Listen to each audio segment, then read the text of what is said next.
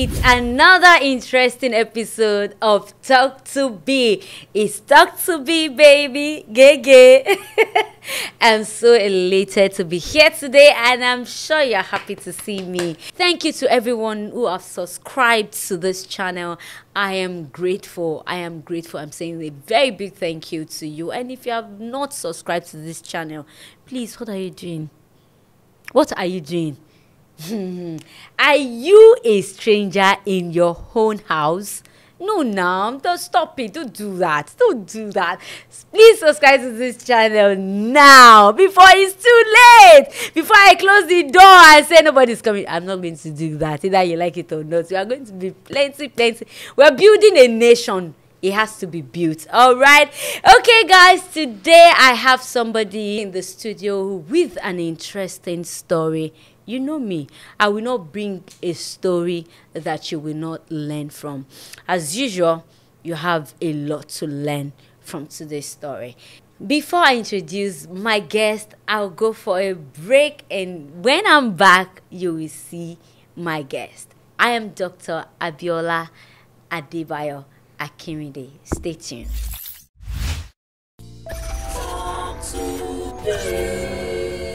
Talk to B. Share your experience. Thank you for staying tuned. In case you're just joining us, you're watching Talk to B. All right, like I said earlier, I have an amazing, a beautiful guest. A beautiful lady with a unique story. She's one of those that we don't reveal their identity for security reasons, for stigmatization reasons, or for some reasons better known to them. We just allow our guests to be themselves. So if they are comfortable like this, please get used to it on this platform. All right, so let me allow my guest to introduce herself. She won't say much so that, you know, some people will not pick the exact person. I know some people would, that would be people that are very close to her. Of course, that we know the story. The story will not be hidden to everybody, so some people will know, but to the people who don't know her personally, it's just fine. All right, guys, let's meet her together. How are you doing, ma'am? I'm fine, ma'am. All right, so just identify with just one name or something that they can call you. You can call me Z. Z. All right, that's fine. So Z and Z alone. All right, Z, let's go to your story, because we won't be revealing your identity, so there is no need to go into much details about you. So let's get your story. Okay.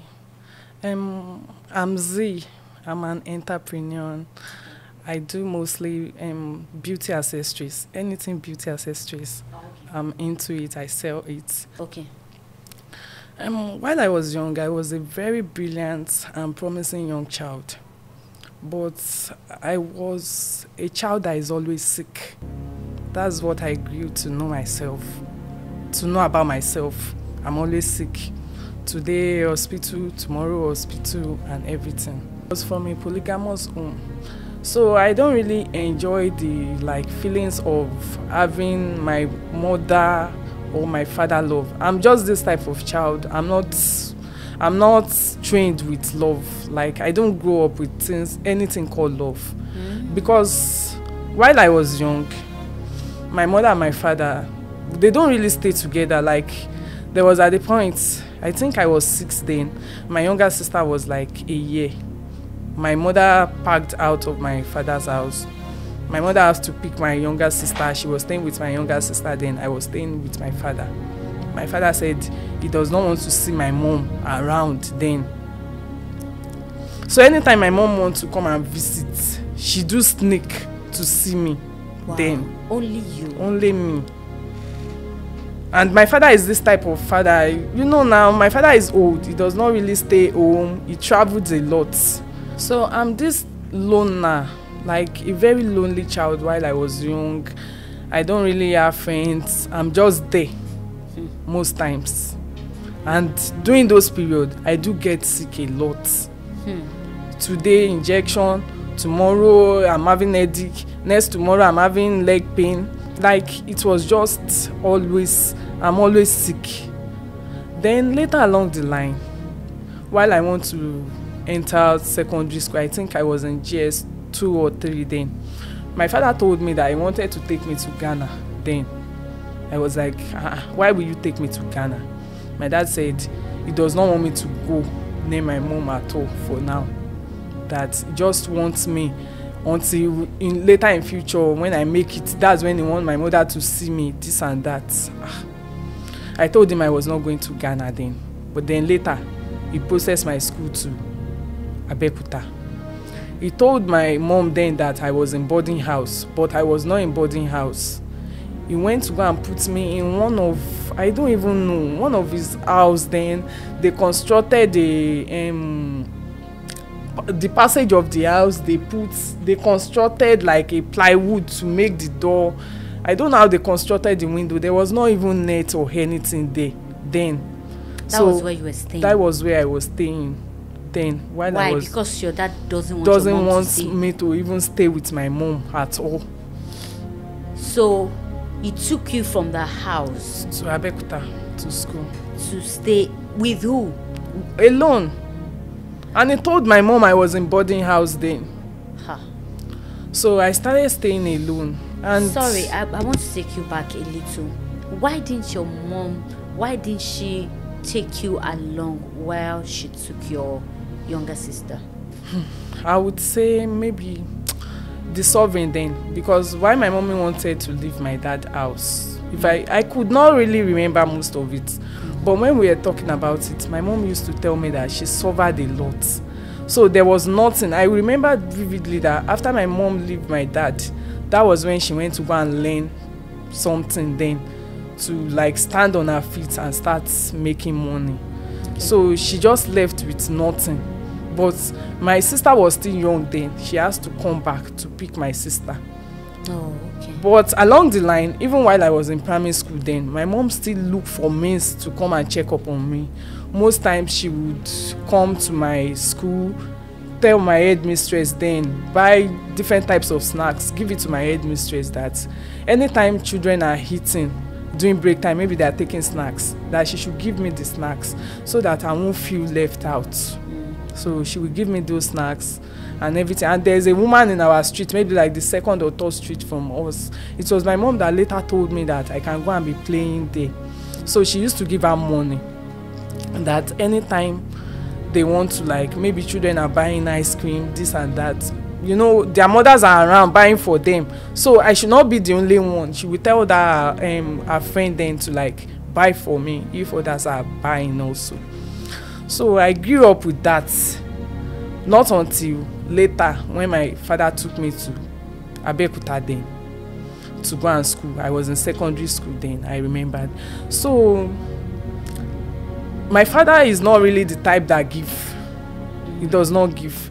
Maybe he's used to this olden days setting, like mostly his mothers that struggle for their children. So he's not really used to that type of. Those times I remember the money he gave me, and my school is very far from the place he told me to be staying then. If anybody should know this governor's house area in Abeokuta, I think Isalegbeyin, yes, Isalegbeyin side, and my school is at Onikolobo. I go there every day. So the money we give me then was just like maybe 2 days transport fare to school. And it's not every time he comes to check up on me. But the child in me, anytime I call him, hello daddy, when are you coming around? If you tell me that, I will come maybe next week. Why are you calling me? Instead of me to just face my daddy straight that, daddy, the money you gave me is not enough for me. I will be afraid to face my daddy. I will just be like, okay, I will wait. There's one woman outside the house then, she was selling provision. She sells provision. She will tell me that anytime I'm hungry, I should just come and pick provision for my shop. Anytime they give me money, I can pay her. So I'm this type of person that, I don't know, maybe because of my stature, people pity me a lot then. Even the tenants in the house. There was one then, she was like, you must be fat too. Every morning she will knock my door, give me water, then drink water first. That's the first thing you will drink in the morning. She was just trying her best, like she want me to just look healthy and everything. So it later got to a point, me, a very brilliant child, I stopped going to class because there's no transport fare to like go. I will now sneak inside, lock myself inside till like the closing time when others will close. That's when I will come out because I don't want them to see me. I stopped going to class. My grades started degrading in school. And then I was frustrated. So there was a particular afternoon I wanted to commit suicide. Wow. You wanted to commit suicide? At what age? I think I was 14 then, because I graduated secondary school 15 going to 16. Maybe I would be 14 or 13 then. You wanted to commit? I wanted to commit suicide at that age because I was just tired of everything. I picked up the knife, like I wanted to kill myself. But there was one girl, she's like a friend to me. She do sleep with me in that same room. Grandma she's staying with her grandparents, so they have a house near the building. I think it was the closing period for school. She came to the door, she knocked, I was not answering. So, but the window was opened. And she knows that whenever I want to go out, I'm always locking the window because of mosquito and everything. So she has to climb the decking of their house to like peep. Maybe I was inside. That was when she sighted me that I want to stab myself. She just screamed. People rushed in and collected the knife from me. That was when people collected my mom's number and started calling her that, how many children did you have that you leave her like this and that? It was already late in the evening, so my mom could not make it down. But I know that very early the following morning, I don't know how she managed to make it. Maybe it was around 5:30 or to 6. My mom was already there. People started talking to her. How many children do you have that you will leave this girl like this and that? The woman selling provision was even like I should go without paying the money. That my mom should not take me back to my father's house. She should just make sure she take good care of me and everything. That was how I left. I went with my mom. My mom did not allow me pick one pin from that room because I wanted to like pack my stuff. My mom said, just leave it. You'll be able, like I would buy new things for you, just drop everything. When we got back home, my father insisted that if my mom did not return me back to the school where he puts me, that he's not going to pay my school fees again. That there's nothing. What class were you then? I was in SS1. Okay. That is when I passed out of secondary school. That's when he want to have any discussion with me. So my mom was like, there's no problem. She would pay. And I started staying with my mom then. During that period, my sister was already staying with my dad. The my younger sister was already staying with my dad. That time my dad said he cannot pay for her school fees again. I think he has a school then. He has one. And your mom agreed? Yes. So my sister was already staying with my dad then. So I was with my mom. Most of my life, me and my sister did not really stay together. It's either I'm at my mother's place, she's at my father's place, or I'm at my father's place, she's at my mother's place. So we don't really stay together while growing up. So I just started staying with my mom. How my mom was able to pay my school fees till I get out of secondary school, it was like God was just blessing her. He was giving me my school fees bit by bit to pay then. But most times she would be like, take this so amount of money, go and pay. I'll be like, Mom, we've paid. She will be surprised that, are you serious? We've paid for this time. I'll be like, we've paid. So that was how I would just struggled to pass out of secondary school. And when I got out of secondary school, my WAEC result and everything was fine. Like, I came out with flying colors. I was even surprised that I was able to bounce back because, don't let me lie to you, I was confirmed Olodo before they took me away from Abeokuta. Then I was like, I don't know anything again. I don't know, that I will be disappointed in myself. When I carry book to read like this, I don't even understand what is there again. So I was just surprised that I was able to bounce back again. So I took my results to my dad that I'm already done with secondary school. And my dad said, he's even happy with my results, that I should process my uni. I remember the first JAMB he collected for me. Then he said they stole my JAMB phone from his car. I could not write JAMB that year. So he told me to go and do pre-degree then. So I went for pre-degree. It was during the medicals of pre-degree that my story really started. When I gained admission to school that year, we were supposed to run some medical examination. So then I went for out of the medical test, there was a chest X-ray I was to go for. So after running the chest X-ray, I took it back to school, and that's where the story started. The doctor now asked me a question like, how do you used to feel? Do you feel breathless sometimes? I said, yes, I do feel breathless. Because while growing up, when they send me and my siblings on errand, I noticed that if I walk some few miles, I would just get tired easily. Sometimes I would tell them to wait for me. Please, can you wait for me? Most of my siblings would be like, you don't even like stress at all. You are too lazy, this and that. So when he asked me about, do you feel breathless sometimes? I said, yes, I do feel breathless. He said, what if you are climbing a staircase? How do you feel? I said, oh God, that's what I hate doing the most. If I should see a staircase, I prefer staying down, because it will look as if I'll first take a look at the staircase. Where do I want to start from? So the doctor told me I have to refer me to a particular hospital in Abeokuta, that's FMC. The doctor referred me that I should go and wrote all these medical terms. I got to FMC and they started, that's where the test started. I run ECG, some other tests. But to cut the long story short, after all the tests and everything, I could remember vividly that day I was the only one that went. I was 18 years then. I think some young doctors, you know, all these IT students, they were using me for experiment that day. They were saying it, I told you, if you come to do your IT, you will see different types of condition, this and that. There was already fear in my heart that what could be wrong with me? Why are they talking about me this way?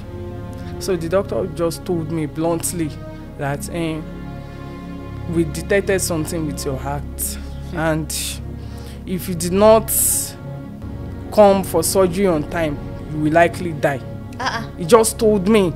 I could remember that day. I don't even know how I got a taxi to go home. I was just there. I was crying that what exactly is wrong with me? My mom was angry at my dad that why will you tell a young girl something like this? You are supposed. He told me that straight before telling me where are my parents. I should bring my parents the following day. I could remember everything was just upside down for me that day.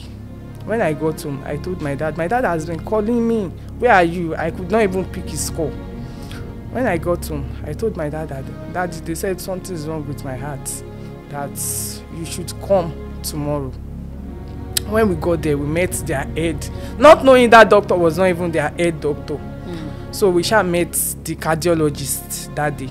She rerun those tests for me, and she told my dad that I had VSD. That's hole in the heart, the lower chamber of the heart. So they said I have to run some tests and do surgery. They refer me to UCH in Ibadan from that FMC. We got to UCH, we started the processing. They told my dad then that I think as at that time they said we'll be needing 5 million naira for this surgery. What year was that? That was maybe 2012 or 2013, if I could remember. So they told him we'll be needing like 5 million naira for the surgery. My dad was willing to let's look for it, even if we don't have at that particular time, because I have elder siblings that were well to do. my dad was sending message to my siblings then that Z must not die. He shall keep putting it to them that anyhow we want to do it, we must look for money for the surgery. Then later along the line, one of my siblings said he does not really trust this Nigerian surgery system, that maybe we should just take the money and go to India for the surgery. Then they processed everything. People helped me, but it was mostly family. So we started processing my traveling. I remembered we going to 2 different airlines then. Once they test me, I think they have, I don't know the name of the machine. Once they test me, they'll be like, my oxygen level is low, so I can't go with their flights. I could remember before we get a particular flight that took me, it took long before we were able to like follow a particular flight. Then I would be like, I'm breathing fine, why are they afraid to pick? One person is supposed to go with me to India, but my dad insisted that he will be the one that will go with me. Then why not your mom? Because of the rivalry, the issue between them. Because as at that age, my mom was not back to my father's house. Okay. Like they were still not together then. So my daddy said he's going to follow me, and I don't have a choice. I just have to go with the flow. But don't let me lie to you, during that time, no, I was down. I was just feeling like, even the day they escorted me to the airport, I was feeling like, I hope I'll be able to make it back to Nigeria. I was looking at myself that, I hope I won't be dead when they will bring me back. I traveled. We traveled down to India. When we got there, we went to Madras Medical Mission. When we got there, they have to run some pre-tests on me again because they did not follow the Nigerian test. Okay. They started running their test and everything on me. They even did something they call it pre-surgery. I don't know, maybe they were trying to like check how active I will be during the surgery or everything. It's also painful and everything. But when they were done, the evening of that day, they just came. Like I saw like 5 different medical personnel around my bed. They started talking that they want to see my dad and me. They started talking. They said they don't think they will operate on me again. Why? They said I'm inoperable, that they can't operate me again because the hole, they said there's a shunting and it has given me pulmonary hypertension. It has affected my lungs, so they won't be able to operate on me again. That if they should operate on me, I won't survive it. And they, after talking about the VSD was the hole in the lower chamber of my heart. They said they saw ASD again. I was like, what is ASD? They said the upper chamber of my heart, they saw another hole there again. That was where my trauma started, because I could not hold it. I wish they had not even said it to my face. Maybe if they have not said it to my face, I wouldn't be this down.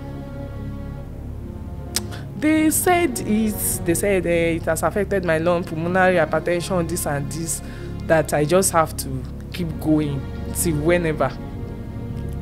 Till whenever what? Till whenever. Like, they did not even give me a deadline to like, maybe you can survive to this stage or anything. They just said. How old were you then? I was 19. How old are you now? I'm going to 30. I'll be 30 in few months time. Okay, please go. So the one that broke the camel's back was that they told me that I should not try to get pregnant, that it will be very risky to my health, like very risky to my health. As at that time, I don't really take it as something serious, but while growing up, it started affecting me. I just started, like, everything just turned around for me. Me once a happy child, I now told myself, like, this in a week, maybe today I'm happy, tomorrow I will just be in my shell. I wouldn't play, I wouldn't talk to people, I would just be in my shell, because I just keep looking at my life, that where do I want to start from? What exactly is wrong with me? And most times again, I will have faith, I will believe in God that for God to keep me to this stage, He definitely has a plan for me. I will give myself, but don't let me lie to you, even if I give myself that faith and push again, I will break down in the middle again. Especially things were not really going on fine for me later. I later went to school when I came back, because they told my dad, they insisted then that I should not do anything stressful. So after they told us, or what they told us to return back, that I should just try to manage myself with medications. Maybe if I'm having headache, I should take headache medicine. But they emphasize on I should not do anything stressful. I should not stress myself. Even those times, Google was my friend. I would go to Google, but oh no, what Google will give me? I decided, I just made up my mind one day that I will never go to Google again, because it will give me some symptoms. Maybe I'm having ordinary headache. What it will give me, Google can tell you that you will die in the next 2 hours. So I stopped going to Google. I stopped it. So when we got back to Nigeria, even before we got back, my daddy told me that I should not tell anybody that they did not operate me. Why? I was still young then, so I don't even know the reason. I feel like he brainwashed me, or he feel like it's a polygamous home, all this rivalry, fighting that is there. So he does not really want my siblings to know what's happening. I don't know. I can't even say the reason. But I know that we came back with the money that was supposed to be used for my surgery. We came back with it. Okay. We came back with the money. And that was, we got back to Nigeria. And I insisted then that I would go back. I want to go to school. I want to go back to school. I'm this type of child. I like education so much.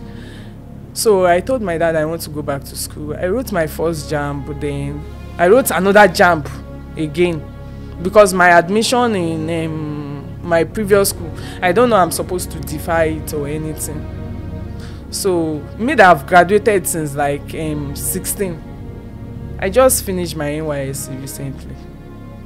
That I finished my secondary school since then.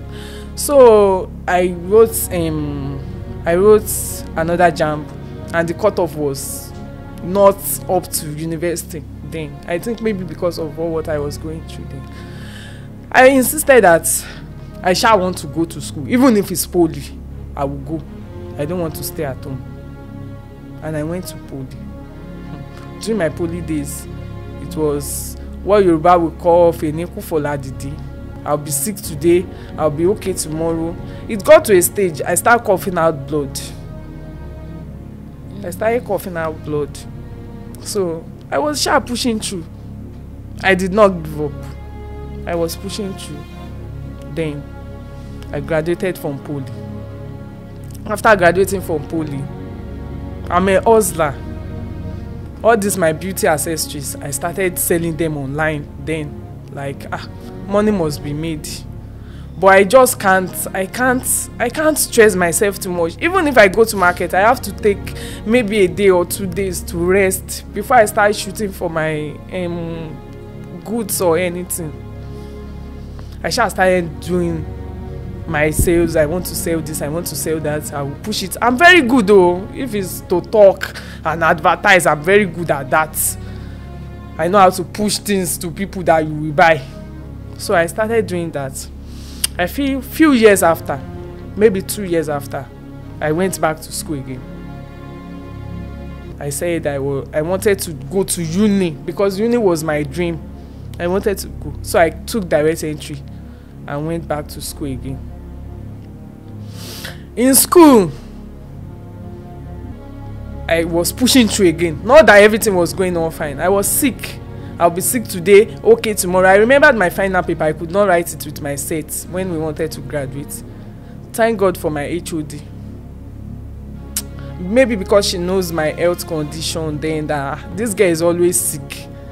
She pushed through for me. She wrote letter on my behalf, sent different DMs. Like, she made sure I was able to write my final paper. She told me, just give yourself rest. It was after a week I went to go and write my final paper then. With drip in my hand, like pains of drip. I wrote the paper. It got to a stage I was begging her that, Mommy, I know what I want to write, but can I call someone to write for me? She said, no, the writing will be different. I have to write myself. My hand was swollen. It was paining me. I just gave up. When I answered few questions, I gave up that, whatever they want to give me, they should give me. I know what I want to write, but I could not put it in writing. So I just gave up. And I was able to graduate again. I was happy. I graduated from school.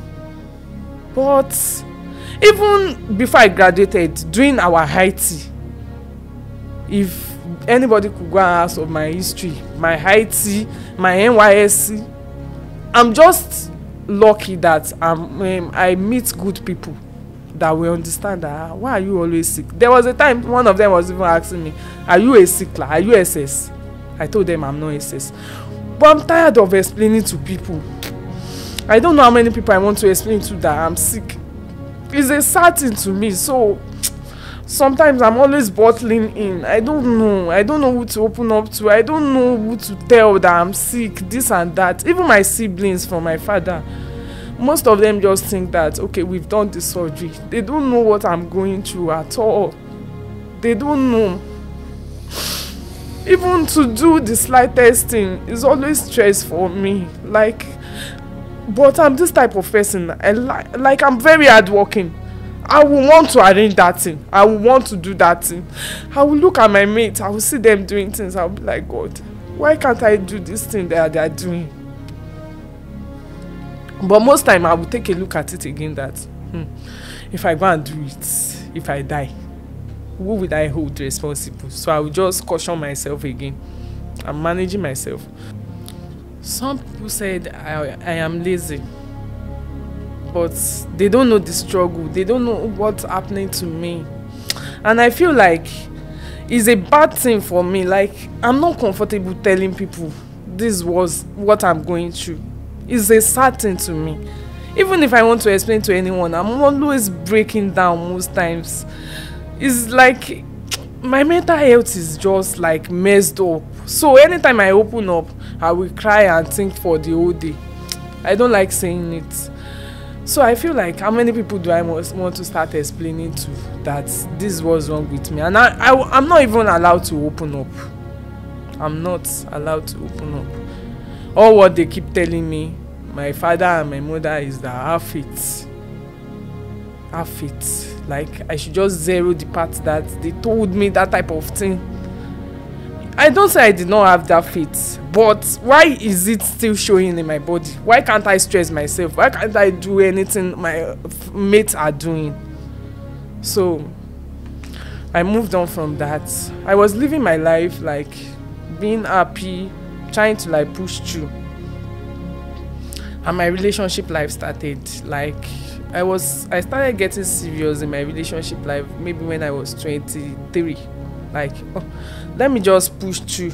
Even if I get married, this one that they said I should not give birth, I will try. I will give birth. I will have my child. Even if that's the last thing I will do on this earth, I will have my child. I have that belief in me.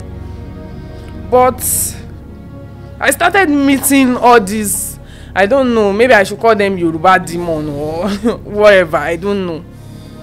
My first relationship, I've even known his parents, his family and everything. But the guy was a flirt, like different types of ladies, this and this. I just decided that this is not what I want for myself. I can't cope. One afternoon, I just called him and just ended things with him that I'm not interested again. I think I was 25 then. I just said, I'm not doing it again. And there's been this particular guy that's been asking me out even since 3 years, about 3 years ago, before I was in this relationship I just ended. Then those time he was asking me out. So I feel like for someone to still be on my case for a good 3 years, let me just give this guy a trial.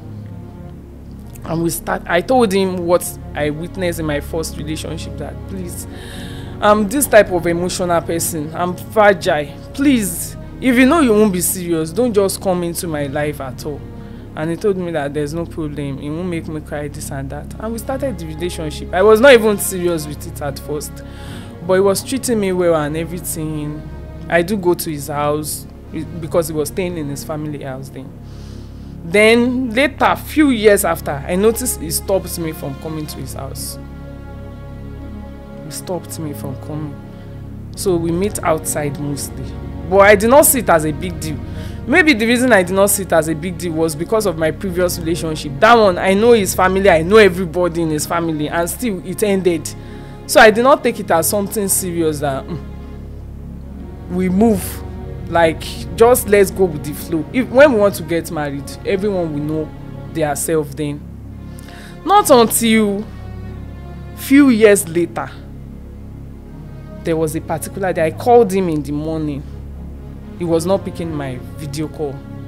Then maybe later in the afternoon I saw his call and I picked the call. Me picking up the call, I started hearing a lady's voice. The lady was questioning him. Who is he? Who is he?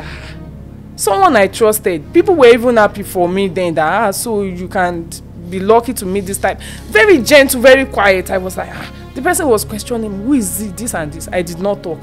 I just picked the call and was listening to everything they were saying in the background. He did not say anything. It was just like, you are the mother to my unborn child, this and this. And I think later I had someone knock on the door and the call ended. I called him back immediately. He was telling the other lady that just forget about these people. You are the mother to my child, this and that. The girl was saying, why can't you break up with And I called back. He did not pick my call. Throughout that day, he did not pick my call. Very early the following morning, I saw his call. Because I can't lie to you, I could not sleep. I think that time, I was 28. So why am I still wasting my time? Someone that I've already spent like 2 or 3 years of my life. So I want to know what was really happening. And I called him. Like, he called me the following morning and I answered the call. Hello? He said, babe, I slept very early yesterday. You slept very early yesterday? I said, okay, that's not my business. Who was that lady that was asking about me, that who am I yesterday?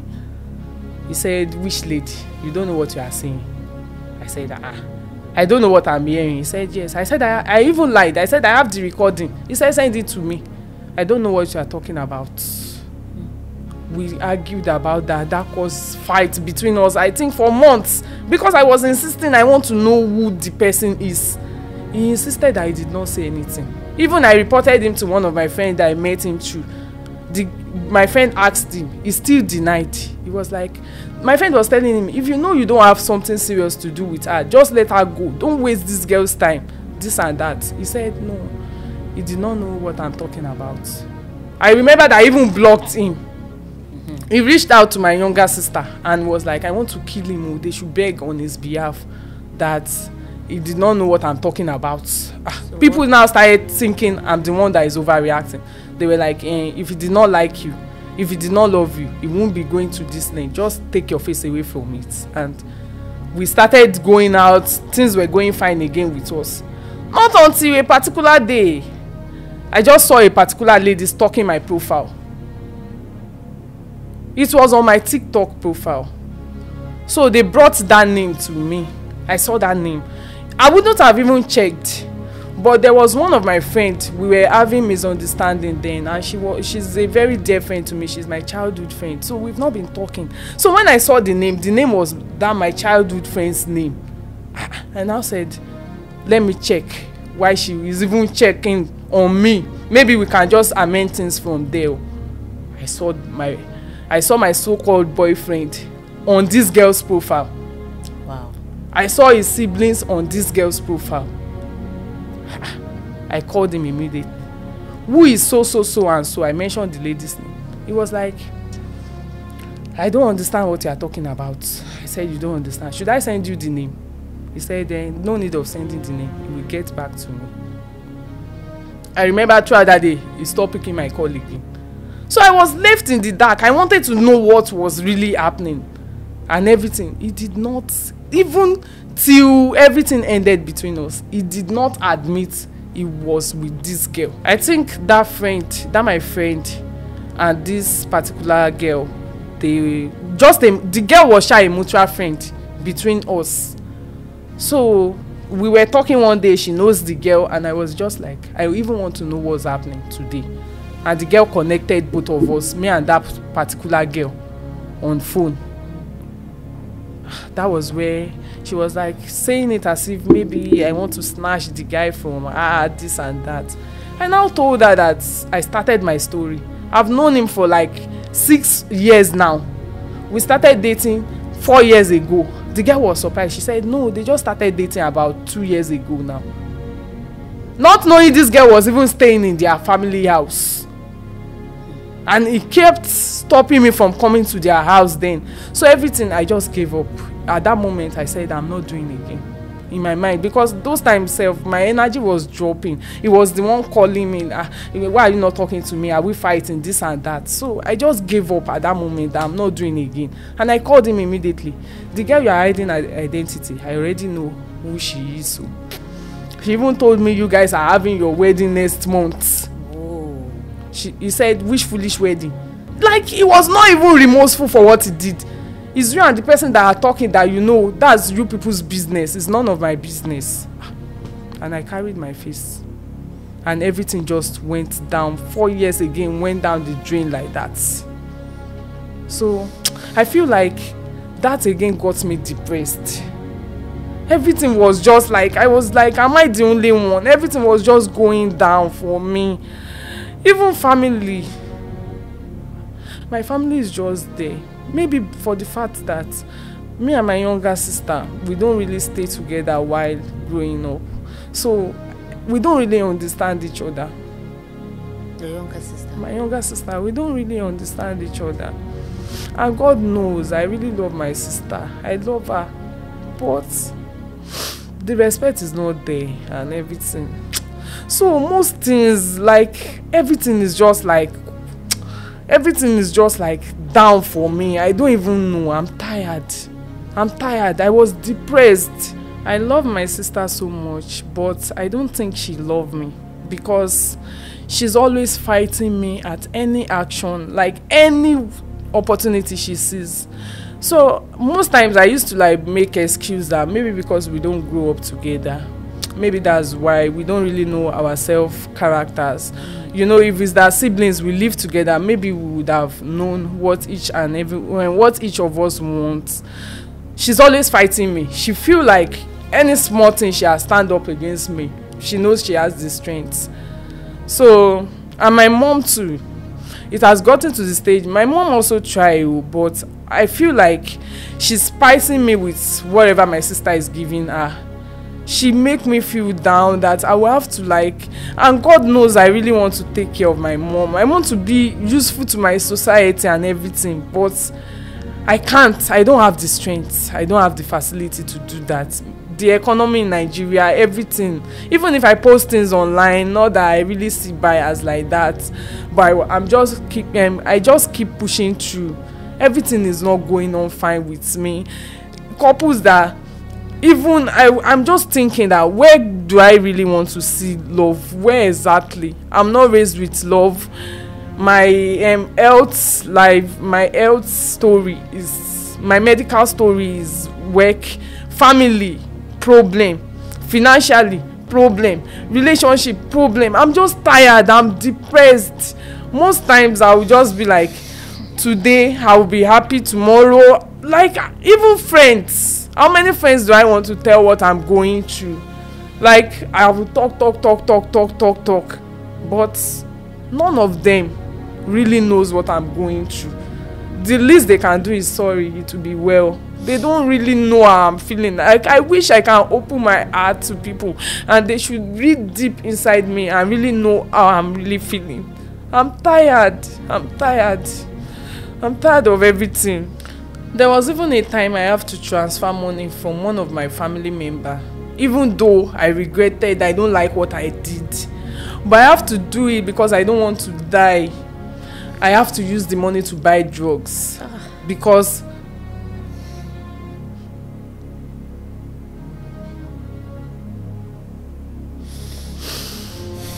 I have to use the money to buy drugs for myself because I don't even know. I don't know what next with me.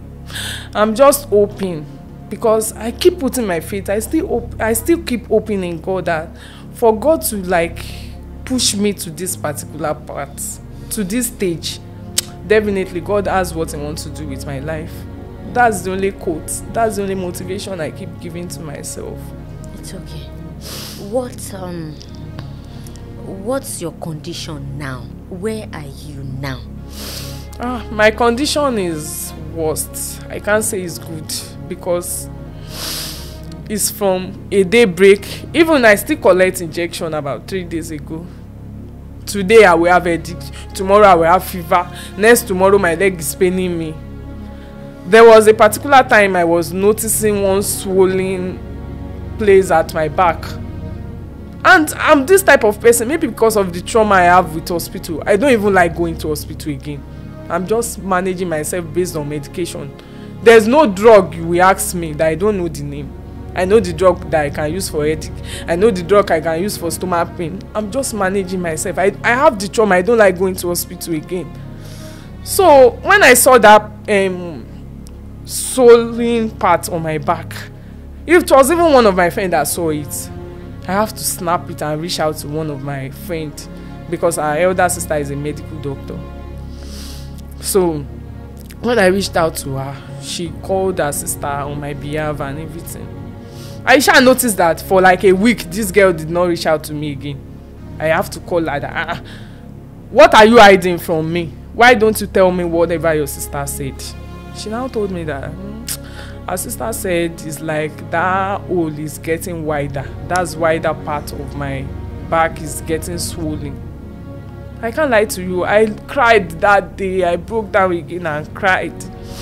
If I'm showing it to my mom that, Mommy, look at this part in my back, she'll be like, there's nothing wrong with you, this and that. But me myself, I know there's something wrong with me. Even if I'm not, my health is not 100%, I just want to be happy. Like, I want to live a happy life. I want to motivate people with my story. I just want to be happy. Happiness is what I'm after. I would like to ask you, what about the money that was raised for your surgery? You said the money was returned to you in India, right? Yes. Because they couldn't do the surgery. Yes. What about that money? What happened to it? Were you given to start up a business? Where's the money? I don't know whatever went wrong with the money, but what I know is that we returned to to Nigeria with the money. The money is with my dad actually, but I don't know what he did with it. But I know we came back to Nigeria with the money, and he told me not to tell anybody that they didn't do any surgery for me, because you know the scar from the surgery is still on my body now. So like the plaster, I came with it to Nigeria. So most of my siblings that saw it, they thought it was actually from the surgery. And your dad didn't give you any money for anything? He didn't give me. Even my mom. My mom was suffering then, not that she was really okay. 1 naira from it, I don't your think dad he didn't gave give to your my mom. mom. He did not give to my mom. He did not give to me. So I don't know whatever I used the money for. Well, what about your dad now? Is he giving you money for medication, anything? Like I said, my father is all this old school father. So he does not really give. Before I collect any money from my dad, you have to beg, cry. Beg. In fact, most times, those times I was still in school, if I want to collect my school fees, I have to go through my stepmother to help me beg my dad for money. So my daddy is not really the type that gives like that. So up until now? till now, even till now, my dad is old, like, so. And I feel like very old. Like, yes, how old? my father is like 80 something now. Oh wow. So, and they're putting pressure on me, like they feel like I'm old, I should not ask for money again. So I can't even go and meet him that, daddy, I need money for this, come and give me. Even my siblings that are not in Nigeria, most times, there was one time I made up my mind that I'm not going to ask them for money again. I messaged one of my brothers then that, please sir, I think I was in school then, I need money. And what he will reply me with is LOL. Wow. I was like, what's funny? Why are you laughing? And ever since then, I just made up my mind that we go with the flow. We are not fighting. Anytime they come to Nigeria, we laugh, we greet ourselves. But even if they come, even if they are giving people in the area money, like sharing money to area boys, they never deem it fit that, okay, my siblings, okay, maybe if they are not even giving me, at least my younger sister is still there, take this so amount of money. No. So my family is like a family that all of us are in competition. Everybody just wants to make it, you want to be rich, nobody cares for anybody. Or I feel like maybe if I'm from their mother, maybe they would have helped me. I just want to be happy. Why did you come on the show? What do you want people to learn from your story? The main thing I want people to learn from my story is that, judging from my background, the way I grew up and everything, even if it's that this is my medical condition, I still have people around me, rallying around me. Like, I experience what is called love. Maybe my health will be downgrading to this stage, because if I'm not thinking, if I'm fine, I feel like the health would even be going on fine. So what I want people to learn from my story is that, let's share love to each other. You don't know what anybody is going through. You don't know. You can't judge. Men looking at a person, you can't judge that, okay, this is what this person is going through. Let's just love each other. Don't let outcast people. Another lesson I want people to learn is that I want parents to raise their kids with love, and I want parents to like treat their children equally, because my mom, if it's that she's treating me and my sister equally, maybe she feel like maybe I would die soon, or maybe because she feel like my sister is getting things, I can't go through that same process to get things from her. It's really hurting me. I feel bad on that aspect, but I just want parents to raise their kids with love. Okay, hold on. I would like to ask something. Is your mom aware that you couldn't do the surgery? That you didn't do it eventually? Yes, she's aware. She's aware, because even when I'm feeling pains, I tell her, Mommy, I'm feeling this way, I'm feeling that. And what she will keep telling me is that, you are the one that is overthinking things. You are exaggerating. Just take your eye away from it. Pretend as if you are not feeling that way. Trust in God. That's most things she tells me. Z, I would like to tell you something. If God has kept you thus far, He will keep you. You are not going to die anytime soon. Amen. Your health, God will perfect it. Amen. Whatever it is, there is nothing God cannot do. But I need you to put yourself together. God is with you. He's by your side. He will never leave nor forsake you. Please concentrate on making yourself happy. If you don't make yourself happy, nobody will make you happy the way that you should. Find peace with yourself. Find peace with your parents. Find peace with your family. Just do your best. Do you understand? I'm praying that God will breathe on you afresh. He will lay His healing hands on you. You will feel like you have never been sick. And those things that you really wish to do, God will strengthen you to do them. For I don't know why He has decided. It's been how many years ago, and you're still alive. Yeah, there might be some struggling, but please, but don't worry. You are a fighter. You will win. You are not losing this battle by God's grace. Parents, please let's be watchful. Let's take care of our children. Let's love them equally. If she's having the kind of love that she wants from home, she'll probably not be feeling this down. So please, guys, let's help ourselves. It's very important. Parents, please take notes. Take notes. Take notes. God will help us. I know for a lot of parents, it's not always that easy, but we can do it. There are children. Your mom has just 2 children, so why not? It is well with you, okay? Don't worry. Testimony is coming out of your story. God will rewrite it for good. You're going to sing for joy very soon. We'll see you, and it's going to be a different story entirely. God will raise help for whatever thing that needs to be done for your health to be perfected medically, spiritually. God is working on it. This time, help will arise by God's grace. All right, guys, thank you for watching. Z, I'd like to say a very big thank you to you for coming on the show. This is just a small gift from Talk to Be and the team to say thank you for coming on the show. We love you. We appreciate you for the honor to share your story with us.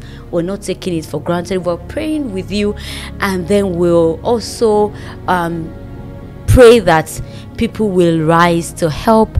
If you're out there, you can help Z in any way. Please, let's bring her to life again. She's not dead, you know what I mean. Let's give her this happiness that her heart is truly longing for. I know we can do it in our own way. Please, let's do it again. We have done it before on Talk to Be. Let's do it again. Thank you guys for watching. Thank you for subscribing to this channel. Thank you for staying tuned all the time. I am Dr. Abiola Adebayo Akinrinde. Till I come your way next week, do not forget, in whatever thing you're doing, put God first, be determined, and stay focused. I love you, and God bless you. Bye.